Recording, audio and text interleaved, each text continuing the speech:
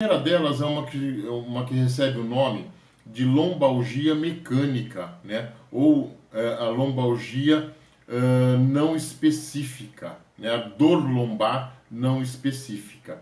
Essa dor lombar mecânica, normalmente ela é caracterizada por uma dor quase que exclusiva na região da coluna lombar.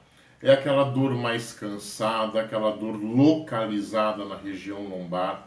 É uma dor que aparece principalmente ao movimento, por isso recebe o nome de mecânica, né? Você vai fazer um movimento de flexão, aquele movimento de colocar o corpo à frente, ela aparece.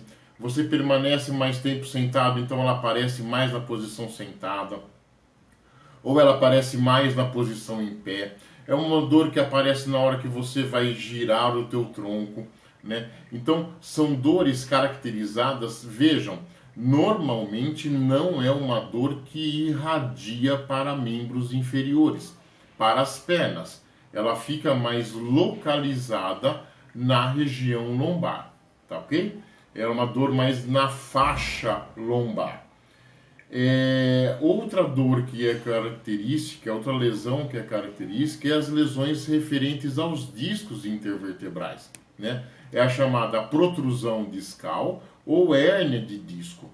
Normalmente, o que vem a ser essas protrusões ou a hérnia discal, né? Eu acabei de falar para vocês sobre o disco intervertebral, que ele tem uma gelatina. Essas fibras que ficam ao redor dessa gelatina, ela vai desidratando e essas fibras vão se rompendo, fazendo uma rachadura. Nesta rachadura, essa gelatina consegue ir extravasando, até que ela consegue sair, né? Eu vou fazer uma fala redundante aqui, né? Para ficar de mais fácil entendimento. Na hora que essa gelatina sai, entre aspas, tá ok? Sai para fora do disco, é possível que ali ao redor desse disco tenha uma estrutura e essa estrutura ela é comprimida por esse disco que extravasou, por essa gelatina que extravasou.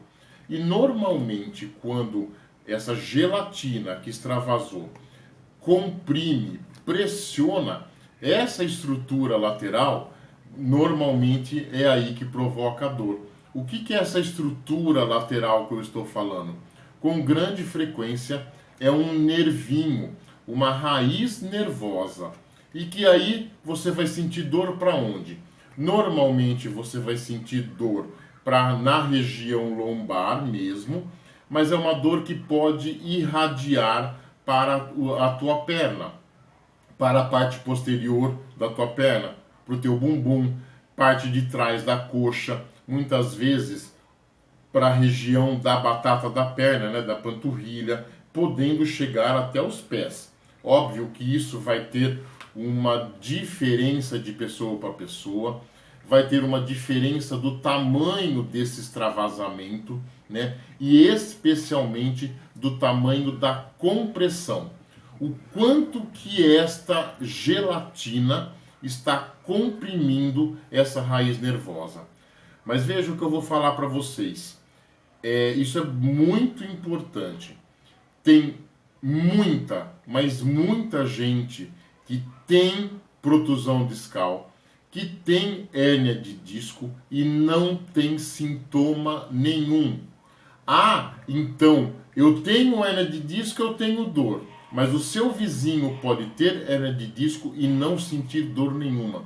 Tem muita gente que tem hérnia de disco e nem sabe que tem hérnia de disco.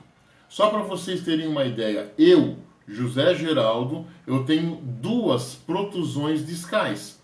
E graças a Deus eu não tenho nenhum sintoma. Tá ok? Então isso é perfeitamente possível de acontecer. E mais do que isso, é tão importante porque assim, muitas vezes você faz um exame de imagem, uma ressonância, uma tomografia, né? E nessa ressonância na tomografia aparece lá né, uma protusão discal em L5-S1, uma hérnia discal em L5-S1, e aí parece que está justificado o fato de você ter dor lombar. E muitas dessas hérnias, pessoal, muitas dessas protusões discais, mesmo aparecendo no exame, não são responsáveis pela sua dor. Essa sua dor pode ter uma outra causa, tá? E que não é a hérnia discal. Isso precisa ser muito bem investigado, muito bem trabalhado, para que você tenha um direcionamento de tratamento adequado, tá certo? Um outro fator bastante importante a ser levantado, principalmente no que diz respeito às hérnias discais, é que você sabia que o tratamento conservador, nós temos basicamente dois tipos de tratamento, né? O tratamento que é chamado de conservador e o tratamento cirúrgico. Tratamento cirúrgico, o próprio nome já diz, você vai para a cirurgia. E tudo que não é cirúrgico é tratamento conservador. Então, a base de medicamento, a fisioterapia, o exercício físico, a acupuntura e por aí vai. Várias formas de tratamento. E já tem várias pesquisas mostrando que mais de 80% das hérnias discais, né, mesmo aquelas hérnias discais um pouco mais graves, com o tratamento conservador, elas podem ser reabsorvidas num prazo de 6 meses. Ou seja, eu não falei para vocês que a gelatina extravasa pela rachadura? Então, tem muitas pesquisas mostrando hoje que com o tratamento conservador, essas hérnias podem ser reabsorvidas. Ou seja, parte daquela gelatina que foi extravasada pode voltar para o interior desse disco e, consequentemente, diminuir ou cessar o quadro doloroso do paciente, da pessoa. Entenderam? Então, vejam, optem, na sua enorme maioria, por um tratamento conservador.